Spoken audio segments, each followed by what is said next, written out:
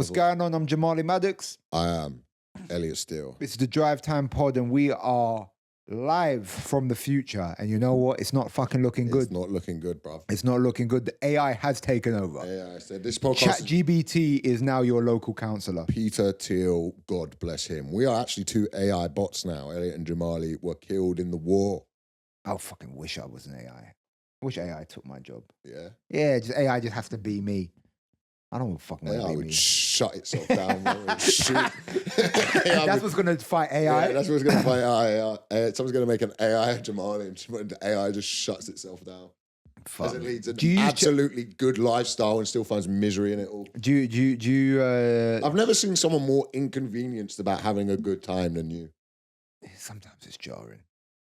What's what you think is a good time? Yeah. It's not saying what do you I think is a good time? And I'm not as grumpy as everyone says. We've seen Taskmaster.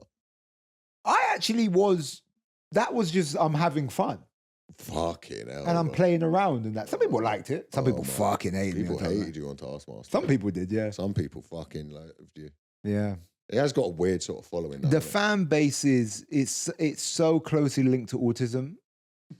That fan base. Yeah, that's why they got to And send they out take a Sam Campbell on there or someone this for is peas, the problem with Taskmaster, yeah, I haven't done it with the fan base, is they really think they know about the show, but they have such a lack of understanding about TV. Okay. Like one of them said to me, I saw this one thing and someone was like, I can't believe you speak to Alex like that. And I go, you do know he's the exec producer and creator of the show. If he says, cut that shit's done. Do you know what I mean? Like but they really think Alex is just the Taskmaster's assistant. Right. Like they don't think of him as he's playing a character and he's an executive producer. Really? Yeah, he came up with the show. He's a no, co-creator. I know But that. they really think that like Greg actually runs the show. Okay. And Greg is actually the Taskmaster, and it's all that they like. Like Greg said, kill that man. Yeah. Somebody has to do it. There's a lot of mental people and thickos who watch that show. Yeah, do you know what I'd do if I was... and great people who come to my live shows that please don't stop coming. Do you know what one of the tasks should be? What? Domestic terrorism. Yeah. Domestic terrorism. But you know what one of the tasks should be? Do you remember when it's actually based on a true story. Do you ever see that film where someone put a bomb around a guy's neck and made him rob a bank? Yeah. That should be one of the tasks. They just send out. They just give you a gun and they go... Some comic thinks they're getting a big break. Yeah. Someone comes, I'm finally on Taskmaster, and they're in like a saw trap, and they have to saw off their leg, and everyone in the audience is like, yeah. Yeah. Greg goes, run the VT, and it's just all your loved ones hold hostage. And then Greg's just like, so what you got to do is you got to go and rob a bank. With this egg. You've got to go assassinate the president of Chile. Yeah. Greg starts getting them to do imperialistic stuff. Yeah. Suddenly you're going to Venezuela to kidnap the president. You know, do you think that's what it was? Jay Zanecaster's just saying, like, this is crazy. Yeah. This is absolutely insane. Yeah, that was more Josh Widdicombe. Yeah, that was more Josh Widdicombe. They're the same kind of person, though, aren't they? James Acaster's just tall Josh Widdicombe. He is tall Josh. He's just tall Josh Widdicombe. That's just tall Josh Widdicombe.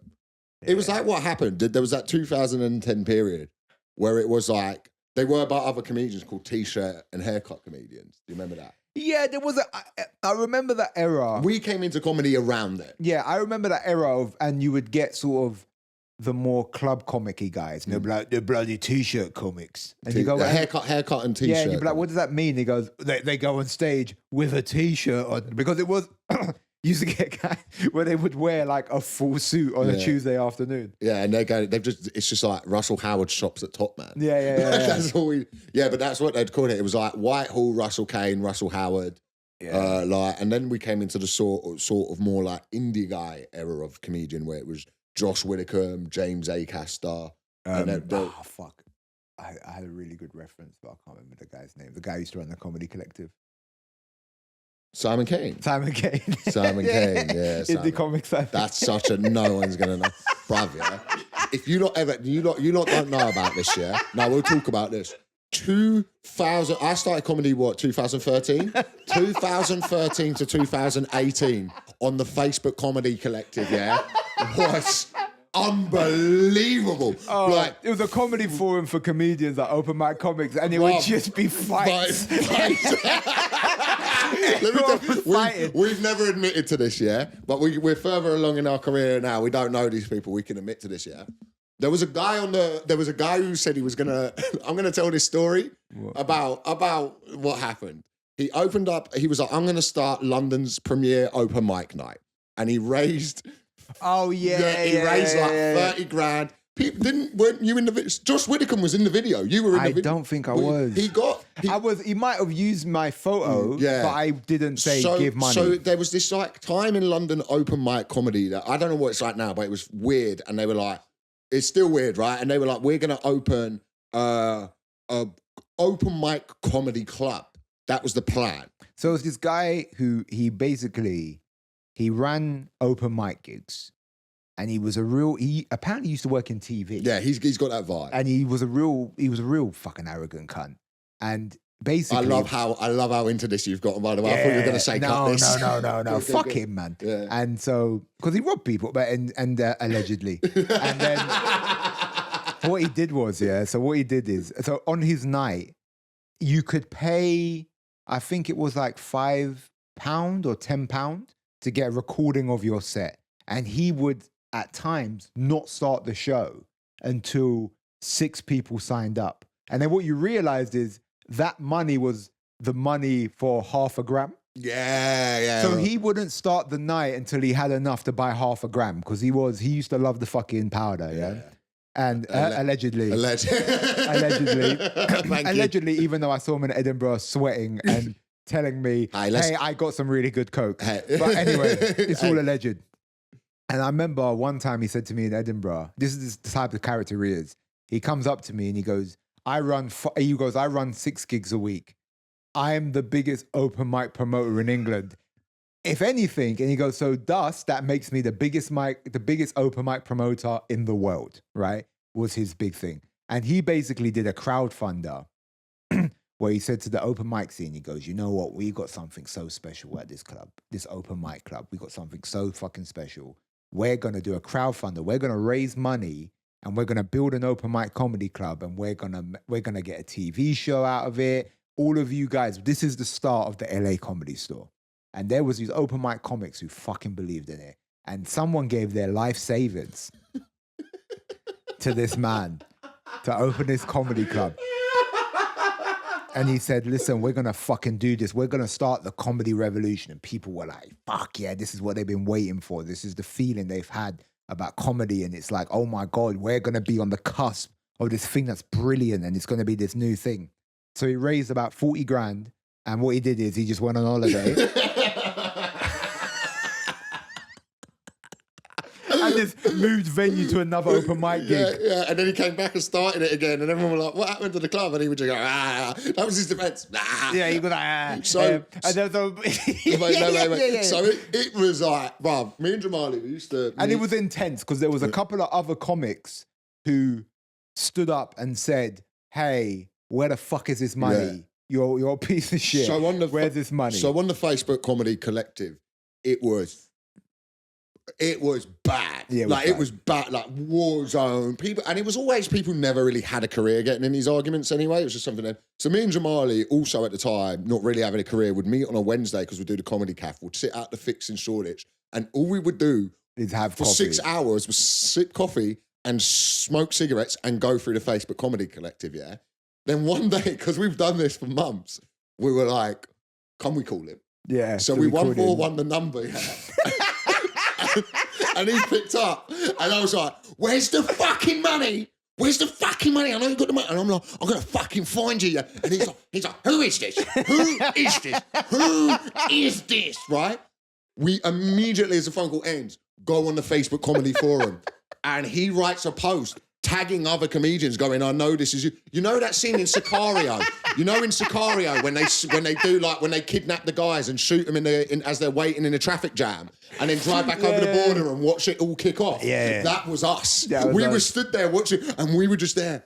And we were like, we can never let people know we've done that. It was us. But it caused like, I swear to God, fucking anarchy. Yeah, it was and, mad. And it was us. It was me and Elliot. So if you're listening to this, It was me and Elliot. It was me and Elliot in our early 20s. Just at a coffee shop. And then we called it anarchy, and then we both shrugged our shoulders. Bro, we had like the BBC wanted us to work on something at the time. And that's what we were doing with the whole day. Bro, Facebook, there's an open mic here. I'll talk about a couple of them. There was this guy on there. An absolute legend of the game, Dangerous T. Oh yeah, the king. Dangerous T, right? Do you know Dangerous T? Is he dead? No, that's the rumor. He might be dead, but I don't think he is. Dangerous T. He had a cane. He didn't really need. He didn't really need. I saw him a couple times, and like he walked in, and comics would hush, because the thing, and I will always say this about Dangerous T. Dangerous T was a mentally unwell man. However, he was funny. Yeah, sometimes he would kill. Yeah. He would kill. But what was amazing was Dangerous T would go on stage and people would think it's a character. So they'd really start laughing at like how he would do this joke going, I've got shit shoes. You know what it's like when you got shit shoes? And then I went on the bus and everyone said, you got shit shoes. Dangerous, you got shit shoes. Then I go to my brother, ask for money to buy new shoes. And he'd be like that, and he would do that for 10 minutes. I remember the bit, and then he would go, my brother said, fuck off, Dangerous, you got shit shoes. So I kill myself, I got to heaven. I can't get let in St. Peter when you can't come in, you got shit shoes. Yeah. Which is, as a joke structure, compared to most open micers, it's quite alternative comedy. Yeah, it's quite anti-comedy. Yeah, it's not bad. Like but the thing with his anti-comedy where it was funny, you then realise he was actually mentally ill, so didn't understand why that was good. So the audience would stop laughing. But then me as a comedian, that made it even funnier. Yeah, that's what was hilarious about it. And people would try to get him off stage sometimes. The MC would come on and he would just like, he would do that. Yeah. Guy was a fucking, there was just these characters of open mic. He used to tweet, and it used to be like a lot of spelling mistakes, and Frankie Boyle started retweeting him. Yeah. And so then all the big agents went to go watch it, thinking, who's this brilliant comedy character that everyone, and then they just realized he was a mental bloke. Yeah. There was him. There was old Lord of Fun who put us in that book that we'll one day talk about. Once had a go at me for finding him funny. Really? Yeah. What'd you say? She was like, "Oh, you shouldn't be laughing at that person. They've got a mental illness." And I'm like, firstly, so is it wrong that we put him on stage? Well, that was my argument. Was like, surely laughing at the comedian. Also, lots of comedians have mental illnesses. Secondly, I always thought he was funny. And the thing was, he was. I wouldn't say he was mental. He was odd. He was odd. He was a very odd guy, but he looked after. He lived by himself, and he was but also he was funny. Like inherently, he understood humor. Yeah. Like it wasn't. Yeah. He wasn't. I think because there's a video. I done deep dives on Dangerous T. Yeah. Me and my mate used to do deep dives on him, and my mate found a video and sent it to me, and then it got taken down, where it's basically him wrapped in bandages, and he's talking about how he had this injury, and he goes, and my beautiful face is gone. Into the mic. My beautiful face is gone. And it's this really weird video, and it's on his page, and then it got taken down. And I genuinely think it was. Have you ever seen the film with it's New York? It's not Synecdoche. What's it called? Synecdoche. It's Synecdoche, New York, right? It's about this man who makes this play, and it's this immersive play, and then it's a play in a play, and then it's a play about the play, and it gets to the point where he gets lost in it. And the whole world he exists in, he doesn't know what's real and what's fake anymore. Oh, right. And that's what Dangerous T did. Yeah. Dangerous T is the character within a character within a character, to the point where he's gone and something clicked and he doesn't know who he is anymore. Yeah, I could watch him all day. Me and my mate, I got one of my mates from home into him. And one of my mate from home genuinely would I showed him it. And next week came back and he knew more about him than me. Yeah, it's a king. He was like, this is great. He used to be a breakdancer.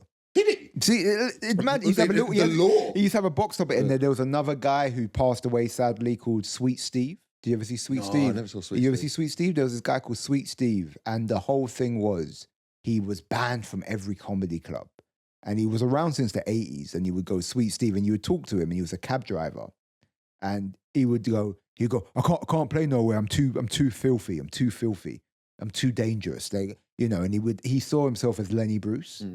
And he would go on stage, and his opening joke is he would get the mic and he would put it where his dick is, and he would put it up, and he would do the same act every week where everybody knew his jokes verbatim. So people in the crowd would shout out, "Sweet Steve, testify, Sweet Steve," and he would get the mic and he would go, and everyone would go, "Whoa," and he would go, and it was like the jokes were like very misogynistic, but they were like so shit that you wouldn't even call it misogyny. It was sort of like, you know, mad. And he passed away. He was another legend. Jimbo. Remember Jimbo? No. Jimbo was a guy who looked like Jimmy Savile. And there's two legendary stories about Jimbo, where Jimbo went to a gig and it was snowing. It was snowed out. Oh. And he made it all the way there. And then the guy said to him, that mate, the night's been cancelled. It's snowed in. There's only a couple people here at the pub, you know. And it was one of them nights where you get 50 quid if you win. He goes, "Look, I'm going to give you the 50 quid because you came." And he's like, I must go on. And he goes on stage, and it's so bad. The guy says, "You can't have the 50 quid." Right, I got one. I don't know what way to do these. I'll tell this one later. The greatest of all, Yeah. the open mic scandals. Yeah. The greatest. There was this guy. You'd see him at the Lions Den. Yeah. I met him once. What's his name? I can't say his name because he got sent to jail for being a paedophile. Oh, yeah. Monkey with a gun. Monkey with a gun, yeah. He did. We don't have to bleep that, right? And no, this monkey with... And plus he got convicted. He got convicted, it's fine. And, well, it's not fine. So I know, I met this guy. I met him when I was like 16. And he was starting to get somewhere in comedy. He'd just been signed and stuff like that. He was starting to do he was just getting out of that open mic scene, yeah. Comes out, complete nonce. Like, I mean, proper nonsense. Like, bad shit, right? Anyway. You missed out. So basically, sorry, do you mind if I cut in? Yeah. Because you missed out a big part of the story. That is my favorite part of the story. Is so all this is happening. He posts something very cryptic online. He basically, on his Facebook post, he posts, "Hey, something's going to come out about me. It was a long time ago." You know, all of this. It's very cryptic. And Bobby Mayer, who's friend of the pod, writes a comic and says, "Hey, you know when you're cryptic about something, we're going to think the worst." And then 2 comments later, Bobby Mayer goes, "Hey, I just found out what you did. Yeah, you should keep it cryptic." And then he goes, and then what came out was the newspapers found out that he was a convicted paedophile. Yeah, so then he, a month later, and he deleted the video. Yeah. And I swear to God, it had like 300 views, and every now and then you meet someone who saw it, and one of them's Bobby Mayer. And we're always like, dude, he did this video, yeah, with like childlike drawing animations in it. And I swear to God, this is how he starts, people. He comes out from under a table, and he goes, "Is it safe to come out yet?" And then he starts doing this thing about how he's like gonna go to Edinburgh and do a show about it. Yeah. Now, Edinburgh's a pretty liberal arts festival. Yeah. But I still think, I mean, look, listen, I'd go to the show. Yeah. I would go to the show. Yeah. But I think I can't see in the Pleasance taking it on. But yeah, he was gonna go do this show at Edinburgh. And he was like, you know, it'll be about being a paedophile. And I swear to God, I would have done a campaign like the open mic guy, allegedly, raise money to put the posters everywhere and champion that for the main award. Imagine you got nominated, but so did a convicted paedophile. And then you lost to him. You like lost and everyone's giving him a standing ovation. He comes like the Hannah Gadsby of pedos. Fucking he does a insane. child net. He calls it child net. And imagine if the show was fucking brilliant. You moved to tears, Yeah, bro. imagine it was brilliant. But yeah, that was another guy. Yeah. Fuck, man, I'm trying to think of some other guys that And the were. other one I got right of like nutters that I've seen perform. Oh. Save it. There was a night, right? I'll say the guy's name. It was Richie Fontaine, yeah? I don't remember that guy. Huh? You don't remember? No. Right, so do you remember? Have you met him? No. Right, so Richie Fontaine, yeah? The reason I know it's Richie Fontaine, I'm doing a gig. This is the lineup. This is 2014, right? It was a show put together where he had got on because someone had just like from a venue or something had just put him on. He was like someone's mate. But the show was, it was like Holly Walsh emceeing, Prince Abdi, Josh Widdicombe, Holly Walsh, I said Holly Walsh, Mike Wilmot, me. So it's a good show. And this guy called Richie Fontaine's meant to do 5 in the middle, right? 5 minutes. He does 18. He does 18 minutes. Someone from the venue has to go up with a light and like shine it in his face off their phone to get him off. And I swear to God, this was the kind of jokes he was doing, right? He's like this old sort of like East End boy. And it would come on, crowd in Hackney, woke crowd.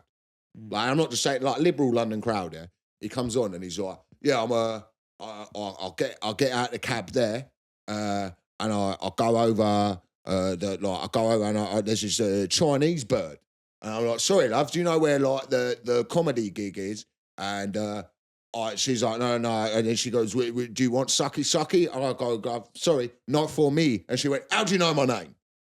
Did he have blonde hair? No. He was just some. I swear to God, I only saw him do that, and then he was just doing stuff about like stealing meat. He was like, I'm selling this meat. Oh, it was lovely. It looked like Naomi Campbell. It was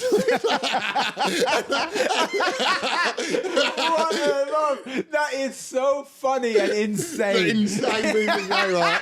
It was like Naomi Campbell, this bit of meat. Everyone's like just stunned. Mike Wilmot goes on at the end here, and I love Uncle Mike. And Mike Wilmot's like, how did you people not start throwing chairs? When he goes, lovely bit of meat. Lovely bit of meat, mum. This was the first night of this gig. It was meant to be like a monthly thing. They ended it. They ended the gig. It never happened again. That's honestly, I kind of want to see this guy because this guy got a bit of meat, lovely bit of meat. Oh, he'll be doing the same stuff 10 years like Naomi Campbell. Like, that's such a... makes no sense, but perfect sense at the same time. It's so good. It was a guy. It was a guy you were going to. By the way, I think the set's on YouTube. Yeah, like, I think you can see it. Yeah, I'm gonna have to watch that. There was a guy around called if he hears this, he's gonna kick off. Oh wait, who is it? Johnny Armstrong. Did you ever hear about Johnny Armstrong? He might be a bit before your time. It's a guy called. And we're just naming people. Yeah, I know this is bad, isn't it? There was a guy called fucking King. Yeah, he used to get into like proper beefs with other open mic comics, like proper beefs. And there was a thing called the Chortle Forum. It was like a comedy forum, and he got so mad at a few of these comics. He said to them, "Right, you know, you've been talking shit about me. I've been talking shit about you. This is what we're going to do. We're going to go to an abandoned warehouse with pipes and fight to the death." Yeah. And he was being completely serious. He goes, I'm going to find an abandoned warehouse. You come with pipes, I come with pipes. And we fight to the death. But like his honours being like, we find abandoned warehouse on Saturdays like men. I don't know what made him Japanese. I don't know. I can imagine it. You disrespect me at Lions Den. Yeah, but I think he went on to be like, I think he's pretty big in another country. You've gone to another country now. I swear. And he became quite a big comic over there. Do you remember, there's this guy with me and Jamali are obsessed with, we won't name him, but his Facebook, and he's still open minded. All he does is go on down a pint, tells misogynistic jokes, but his Facebook is him just putting pictures up with sex workers. Oh my God. Yes. Me and Jamali, bruv, you don't understand. We send each other like this guy. Yeah, so this guy, what he does is, like Elliot said, he goes on stage, literally downs a pint, says some insanely misogynistic stuff, and then that's his set. And he went away for time, and he's like, and then his Instagram is just him at like Amsterdam Red Light District. And he's just like... It's just him getting photos with porn stars. He getting photos with girls at Hooters. Yeah. Then there's always like... And he travels around the world. He goes around the world and he will go to like the Philippines and he always hits Hooters. Yeah. And it's just him with like these Hooters waitresses and they're just like, who's this weird There's a great one where it's like tagged, he's in his home. I think he's in Luton or something.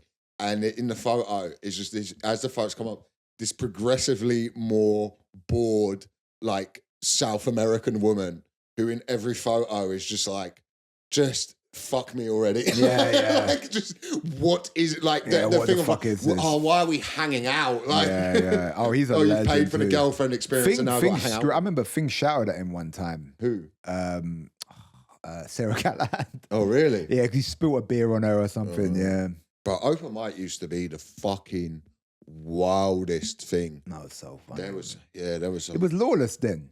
Yeah. And it was really like, now, I mean, I haven't been on open mic for it over was still 10 being- years, but from what I remembered of, and what I've seen or hear the difference is that now it's kind of like a professional operation. Where back then, it was just, you could literally come off the street and someone would put you on stage and everyone has to listen to you for 5 minutes. There used to be a guy called the Cockney Vicar. He would just go on and go, "Oh, I'm the Cockney Vicar." Is he the guy with the gold too? I think so. Yeah. Oh I'm the my Cockney God, Vicar, I remember him. bruv, this guy, and that was all we did.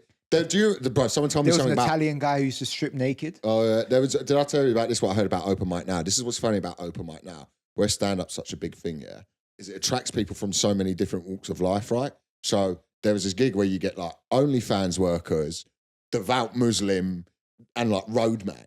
And what gig was that? No, it's just like, it's open mic. So it's just whoever turns up and wants to do it can go on. Yeah. And apparently there's like this OnlyFans girl who goes on and she talks shit. Her like set is like, I'm a bit of a slut, whatever. And apparently like this guy who was a comic, like other open mic, I messaged her like, "Yo, I heard you say you're a slut. I'm down to G." And she was like, "No, it's an act." So that everyone's like, "This guy can't gig anymore," because it's like, you can't say that. You can't say that, you fucking mad, lunatic. yeah, you mad like, you can't just message one of your colleagues and be like, "Yo, let's G," as if she's gonna be like, but that's madness. that's what's insane about open mic, and these dramas will kick off. It's like high school. But with so much more mental illness. Because what you've got, especially from what I remember from open mic, is it's a social club. Like these people become like, you become friends with a lot of these people, and you see these people week in, week out, and everyone wants it so badly, and it adds this extra layer of fucking like tension because everyone wants the thing so badly, and it just adds this kind of like Greek drama to everything. Yeah. Okay, everything seems so important because it's linked to your dream. Someone get signed. Someone got signed. Yeah, they got signed. Yeah, they get signed. Did you hear that? So I went on a date with a girl one time, a couple of years ago. She was a comic. And we started talking about Top Secret. And she asked me I said, "If you ask me to get you on there, I will end this date now." I'm like, "Are you out of your fucking mind?" Yeah, you probably don't want to have that, do you? No, I don't care. Oh, fair enough. I don't give a shit. Fair enough. Fair enough, I don't give a mate. shit. I never understand people. I've always thought this. Because like comics all hook up with each other, happens here and there. I've never understand. There's always these people who they're like comedians and they haven't hooked up with another comedian and they speak about themselves as if like there's some celibate saving it for, like they were like, "I would never hook up with another comedian." And you're like, what? Like you're a comedian. Yeah. Like it's mad that people are like that. Yeah, fair enough. Yeah. Yeah. That's my insight. Yeah, that's weird. But I've never seen and do you know what? I've never met anyone like that. Like no one cares. Have you not? No one cares. But Who cares? I've met better people like that. I've never really dated a comic, but I don't think I'm morally superior because I I've haven't. fucking done it. Yeah. Oh, fucking Jesus Yeah, Christ. good for you, man. It's not my thing. Fucking falling into that trap. Yeah, before. I'm more professional than you. Mm. Yeah. No, I'm not going to say what I was going to say. Yeah, don't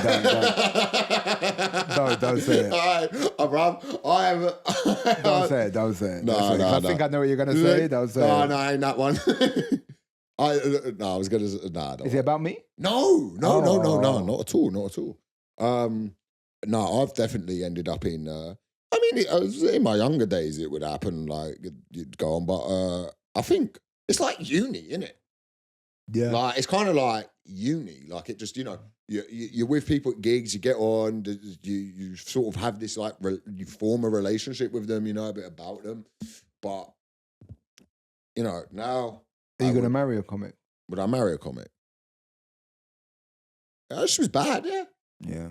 Bad at comedy. Well, it'd be a woman, so it would be. Well, I won't. You don't want to wait on that? I'm not getting another book for you. Brother, we got to do the book story one day. We're going to do the book. I think we're going to do a book ep. Should we do a book ep where we read it? Yeah, we can do that. We will talk about the book. Do you know what it is, right? Because I know you didn't want to do the book ep, but now the numbers have started going up. Yeah. We start seeing our way out. Do you know what? Okay, this is the thing. Once this pod starts making money and we got a loyal fan base that we can start doing fuck you stuff, Yeah. I'll do the book it. All right. How much is that? We shouldn't do it. This podcast makes us no money. Yeah, I know it costs us money. Yeah, I know what you So mean. I don't think we should start burning every bridge in this business. Because we've started getting 5,000 downloads a week. Yeah. We just burn the whole business. We're just looking at the industry. None of you. It's like the beginning of Juicy. Yeah. This goes out to all the people that said I couldn't make it. Yeah, you're all listening now, and it's just 5,000 people. Yeah. Bad stuff. like we're receiving £30 a month from Acast. Yeah, I know. We're just like we turn up in fur coats and pimp canes, and we're sat here. Yeah.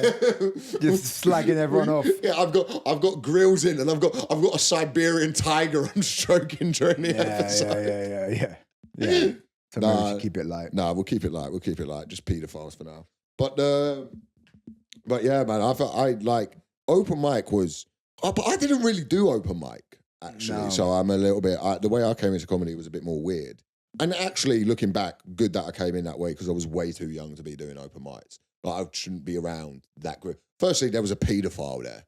So probably for the best. Yeah. Probably for... And he had a good run. He had a good run, but... bro, if I had been open mic, I would have so won the award after he molested me. I would have had a You would show. have come in swinging. Oh, my God. Oh, yeah, bro. I would have fucking nailed the Fringe that year. Nailed it. Yeah. What was your first show called? Netflix and Steel. Netflix and Steel. Which works in my accent. Netflix and Steel. Yeah, because everyone at the Edinburgh Fringe has your accent. No, that did. It was an oversight on me and my South London agent's part. My agent's from Peckham. So when he said it worked. We were both like, I was like, this guy must be... What did you want to call your show? Oh, Netflix can't melt Elliot Steel beams. Netflix. No. Jet fuel. Can't. Oh, sorry. Fucking idiot. Such a value, fucking idiot. No, I did Netflix of Steel, Near Life Experience, Murked, Love and Hate Speech, Soft Boy Core, and then last year was called God. And the reason it was called God was because I wasn't allowed to call it a work in progress, and in jiu-jitsu I need to work on my guard, so I called it God. Why couldn't you call it work in progress? Because I wasn't allowed. It wasn't a work in progress. It was like I had the show, but I was only doing a 10-night run to get ready to tour. Like, but the good people at Monkey Barrel, which I do like everyone at Monkey Barrel, were like, we don't want you to call it work in progress and give you this prime time slot, and I was like, absolutely fair. Yeah. But yeah, what was yours called? Chickens Come Home to Roost. Yeah. Vape Lord. King Crud. What did you do? One called King Crud? Yeah. King Crud, and I can't remember what my last tour was called. Was King Crud my last tour? No, Aston was my last tour. Yeah. Aston Martin. Yeah, Aston Martin. Aston, yes, a car brand. It was all about the car brand. Should have been called Ford Mondeo. Yeah. Because it was shit. That's my point. It was all right. Yeah, that's my point. Was it? Yeah, that's my point. What an amazing point. Yeah. From Netflix can't melt still be. Dog. There's the Fringe used to be fucking nuts as well, man. The Fringe used to be cocaine central. No, it was for Elliot. Elliot did. I remember like people would come to me at the Fringe and they go, mate, this Fringe coke is back.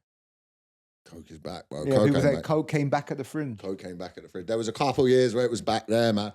There was a couple of years where it was fucking... Now... When's the last time you did coke? A couple of weeks ago. Weeks. Why are you asking me that on the podcast? I'll say, yeah, because it's such a secret that Elliot's a fucking cocaine addict. I'm not a cocaine addict. Yeah, you are. Am I? Yeah. I've had a chat with your dad and with your mum and dad about it. What is this? Say it. You've had a chat. No, I'm not a cocaine addict. I wouldn't say you're an addict. I'm not an addict. I'm just a little boy who loves life. I think I'm gonna. I don't know what drug I'm gonna get hooked on, but I think I'm gonna. You do something fucking stupid like fucking salvia or something. Yeah. Do you know what you are? You're addicted to glue. Yeah, Jamali's a salvia head. I saw a man sniffing. He was doing the gas cannons. You know the lighter fuel when you gas up your lighter, and he was hitting that, and I was like, bro, that's a throwback. I didn't know you could do that. Yeah. That, and then I see man with the solvent glues, and I was like, bro, I saw that a lot in like Ukraine. Mans were banging out that glue. Yeah, that's an Eastern European that drug. proper fucking. I've never even thought about sniffing glue. Crocodile, innit? They did that crocodile. Yeah, drug, would you ever sniff glue? Nah, sniffing glue and it's to me that's people get the deodorant and they put on the clothes. That's like that to me. I don't think a drug should be that readily available it's to you. It's hard to get solvent glue now. But then also, I don't think a drug. I think a drug should be a drug. I don't think something else should be a drug. Like a drug should be, I'm doing a drug. Yeah. Like it's not you as opposed to something that gets you high, but it's not meant to. Yeah, you found a legal loophole. It's yeah. A drug should be, like I think like I stand by it. MDMA, amazing. Is anyone a lifelong glue sniffer?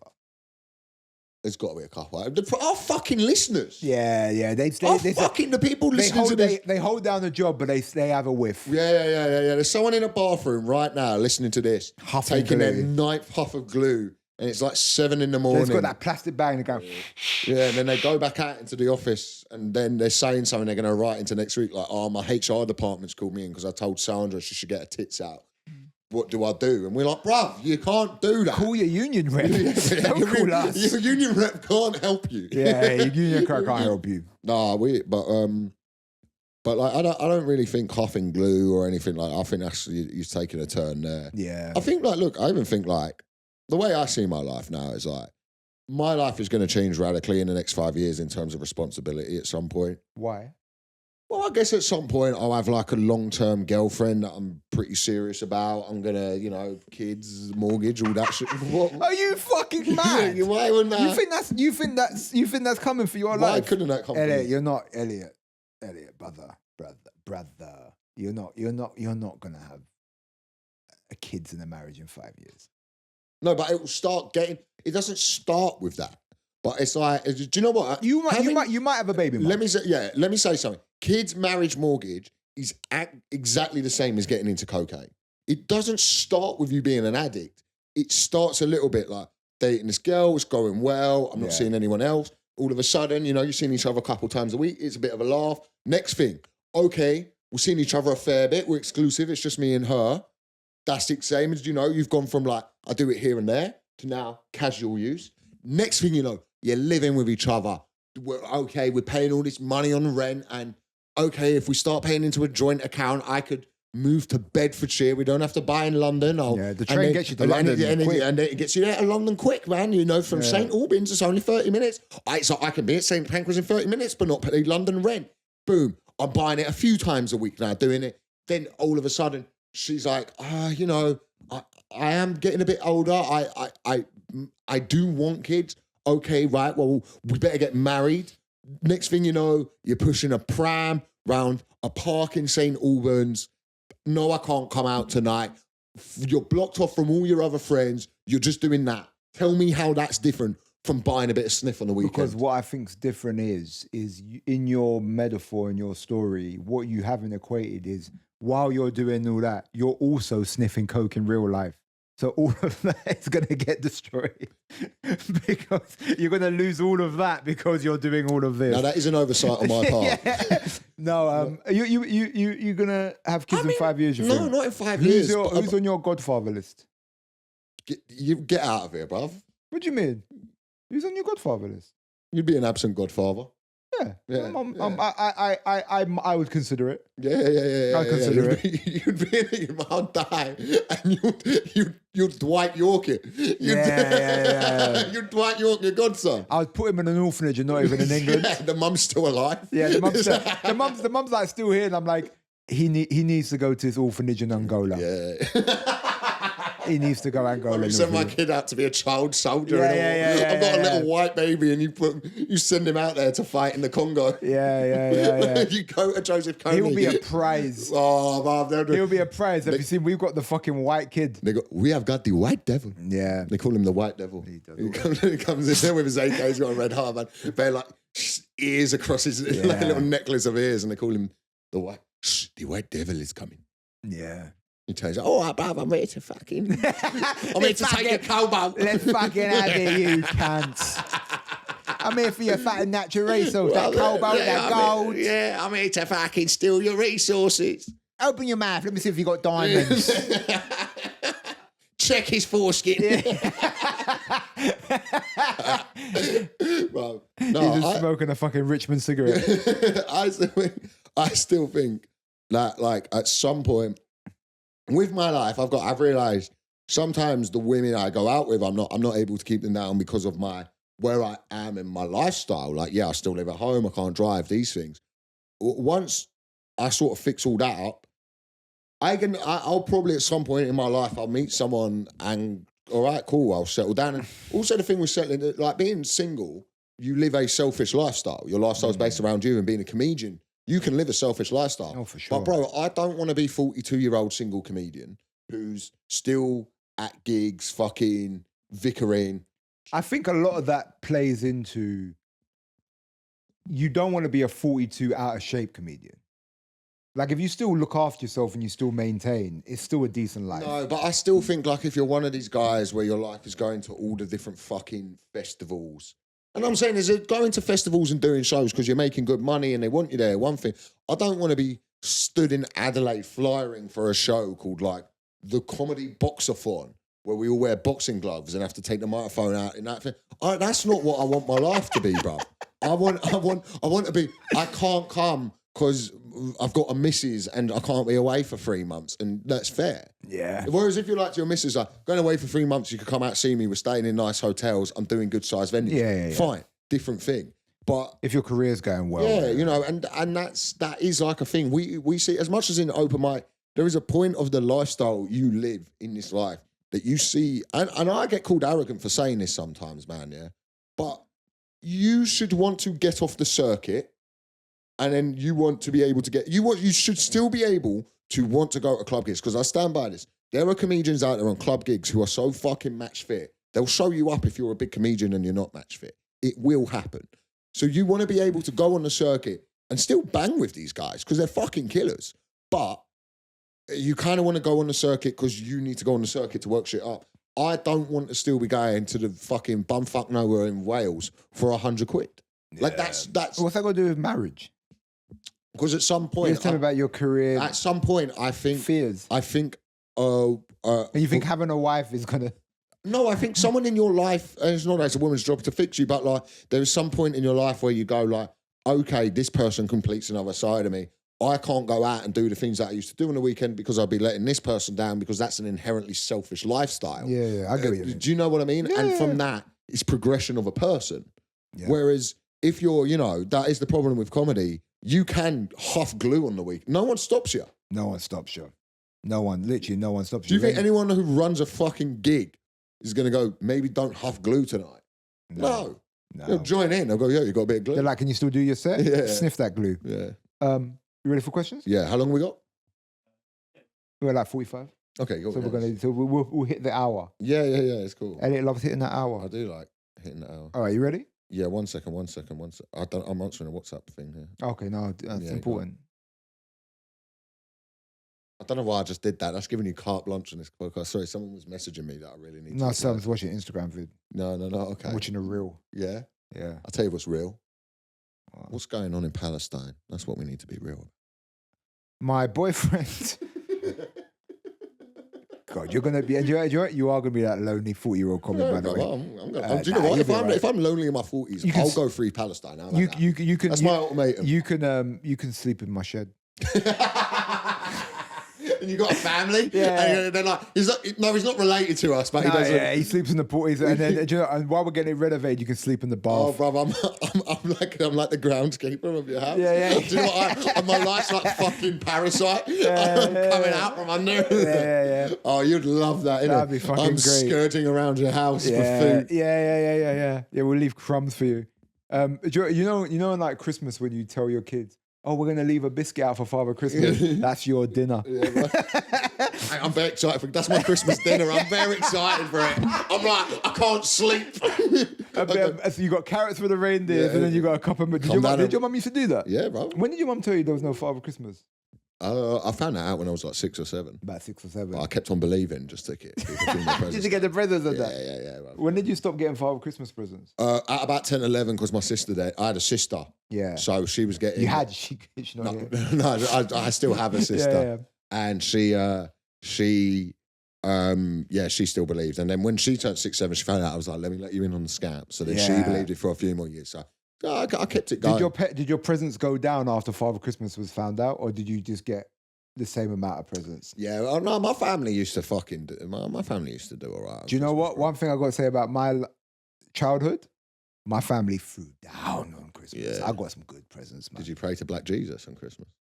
Do you know what? The only real Christian on my side is my grandma, and it's not really Black Jesus-y, but it's my aunties and that. But they're Rastas, so they'll have Christmas dinner and that, but it's not mad Christmassy.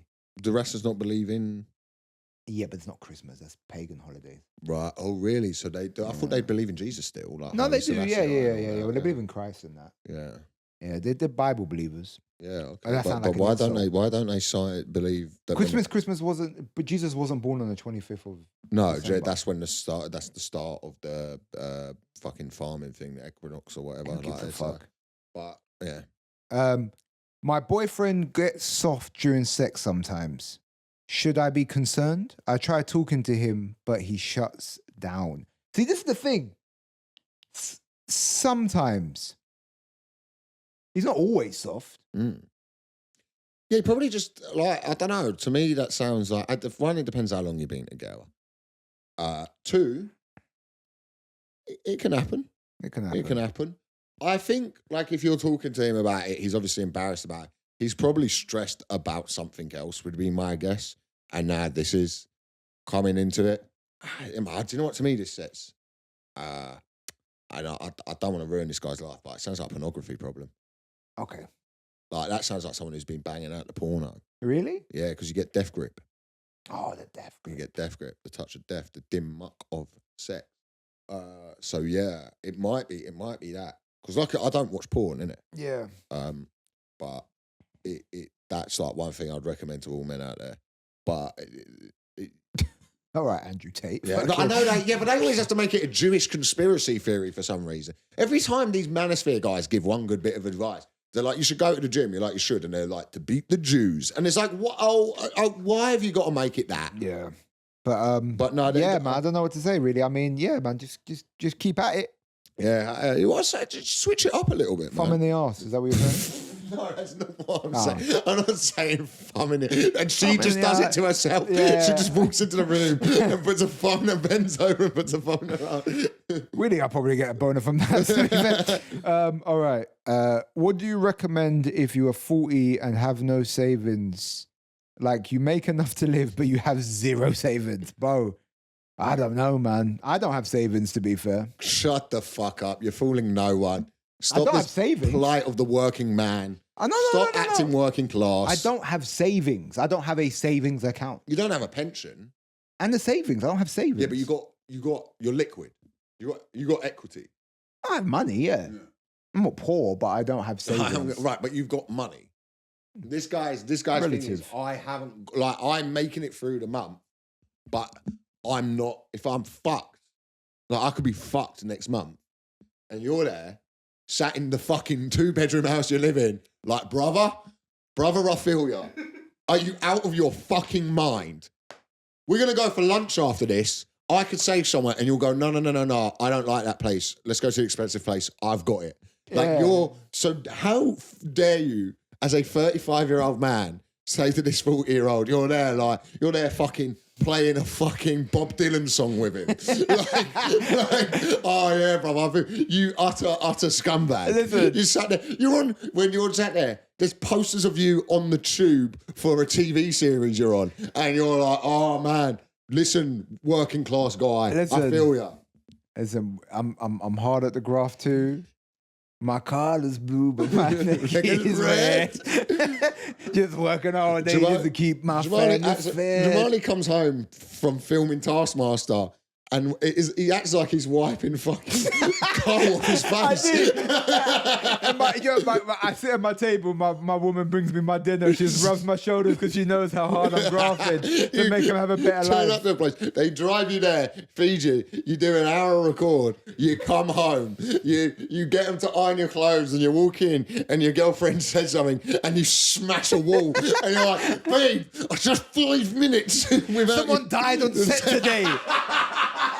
Someone died on the set. We had to pull a young boy's body out of the mine. He was only 18.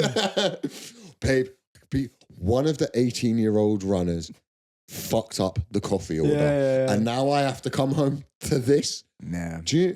Yeah. No. But yeah, mate, I'll be honest with you. Do you know what? Maybe look at stuff that you have and you don't need. I don't know. I don't know about. I'm really bad with finance. Listen, bro. I think you're in the same position. I think most people. I think you're in the same position as sort of everyone here, apart from fucking Goldilocks over here. Fucking, you know. I'm not rich, man. No, I know you're not, but it's just funny to fucking pretend, isn't it? And this is what's happened in the world. I have a theory that what has happened is since sort of like austerity and things like that, everyone got pushed back by 10 years, right? So I'm nearly 30. I still live at home. People take the piss out of it. But the way I see it economically is now I'm at a point where people were 20, 25 years ago in my position that I'm in would be in that at 20, but now you're in that at 30, right? The same way where if you were 30 and we were able to buy a house and all of that stuff, you now do that more at sort of like later on into your 40s. I know people, genuinely, bro, I know people on this city who make 130K a year and are fucking house sharing because they can't put money by to save someone. Because there's this understanding now of, and I hate when politicians say this, of, well, stop buying things. Like, you deserve a good quality of life. Like, if you're not putting the money away for a house because you are going out to a restaurant, you're taking whoever you want to out, you're getting a few pints, fuck it, you're getting a bag in on the weekend. That's your right to fucking enjoy yourself, man. You're working most of the weeks. So you're allowed to do that things. If that means you're not paying into a pension that you're not going to see because a guy who is in the Epstein files decides we need nuclear fucking war with whoever he's remembered as a country that week, don't worry about it, bro. Yeah. Don't worry about it. I hear that. Yeah, sorry, that wasn't necessarily the funniest advice, but do you know what, bro? I think I am the Nick Fuentes of the left. I like to think I'm a moral person. You're not. You fucking idiot. Did you hear that right? That was sick. Yeah, that should be played with like motivational music around it in schools. You can, if you post that, don't tag me. No. I'm going to tag you in it. It's just going to be you at the end looking shocked. And then it's going to zoom in on your face and go, wah, wah, wah. This is the last And then it's going to edit you, and then I'm going to edit you into a frog, and you're going to hop off of that. Yeah, I like you don't have the skills. Brother? The editing skills to make me into a frog. There is an Indian out there who will do it for not a lot of money that I will pay. Have you seen our fucking poster for the podcast? It's literally a black screen with this writing that says... But we're like the fucking Beatles. I don't know what people want. Can I do this next question? No. I like to think I'm a moral person. I've been offered kickbacks for giving out certain I like to think I'm a moral person. I've been offered kickbacks for giving out work to certain contractors that we use within the company I work for. Haven't done it yet. Wondering if I should start taking which are essentially bribes. No one suffers, just business profit margins slightly. Brother, do it. What are you even asking us this for? This isn't about morality, right? This isn't about morality. Now, we don't know what your business is. If you are working for a weapons company, you wouldn't have described yourself as a moral person. So you've probably got some suit job in the city. Maybe you're a builder, whatever. Listen, man, everyone scams. Everyone scams where they can scam. It happens, okay? The billionaires do it. Everyone does it. If we're in a position of billionaires, we'll do it. Sometimes in life, you've got to run a little scam. Yeah. You've heard the last guy who wrote in, 40, no savings. He should be doing a scam. You got a scam going, do it. I think the problem is, Elliot's terrible advice there was saying do an illegal crime. How deep is this going to go? Do you know what I mean? Because you start taking contracts and stuff, and then before you know it, you're just deep in this government conspiracy. You know, so what I'm saying to you is it might start small, and then before you know it, you could be ended up getting blackmailed and all of this shit. So, bro, I mean, if you want to be in an episode of Ozark, you fucking go at it, brother. But I'm just letting you know, man, it could turn. All right, on second thought, I have really jumped the gun there and told you to get involved in what sounds like serious financial fraud. Can you and also be prepared to do the time. Yeah. If you get caught, be prepared to do the couple years in jail. Listen, bro, let me restart. And if you do, have your assets in gold and hide it. And then sell the gold after you come out. Is that what you do? Oh, that's what I've heard. Yeah, that's what I'll do, bro. £40 in gold. Yeah, but this is the problem with Elliot. Buried in my garden. No, he'll do it. He'll bury it in his garden. He'll go to dig it out and he'll realise that he bought chocolate coins. I've got bare chocolate coins. I bought chocolate coins. I'm like, yeah, but that's not the same thing. And then you turn around, he comes back, he's got chocolate around his mouth, he's eating it. I'm like, Elliot, you've eaten all your assets. I'm eating all my assets, bro. No, I think if you're involved in serious financial crime, look, how much more is the money in that? Can you get caught on it? But look, financial crime goes on all in the city. I know a couple of fucking little things that people I know who've worked in there that have told me a few things. And it's always like every company has something they do that is not necessarily illegal, but morally and ethically dubious. This is your chance of that. If it's going to, look, it sounds like to me it's going to keep you up at night, so you're writing into a podcast to talk about it. Maybe you haven't got you've got the level of thought and a panic that makes you not want to do it, so don't do it. Yeah, but I agree with Elliot. But if you wanted to do it, you would have done it already. Yeah, but listen, you're not a criminal, and that's all right. That's all right. But listen, we're not criminals. We're snitches. Yeah, but we are snitches, and we will snitch on you for a kickback. Yeah, we will snitch on you for the kickback. For the kickback. Think with that extra money. Think about what you can start doing with it now. Yeah. No, so take a few baddies out. You got a very bit of advice here. Don't fucking do it. Yeah, don't fucking do it. All right, my name's been Jamali Maddox. I've been Elliot Steele. It's been the Drivetime pod, man.